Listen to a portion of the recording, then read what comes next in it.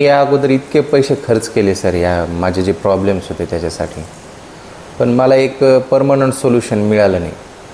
आणि मला जे माझ्या ते बुद्धीला पण पटत नव्हतं. फक्त औषध दिलं आणि निघून जा, पण त्या जे प्रॉब्लेम होते त्याच्या मुळाशी कुणी जात नव्हतं.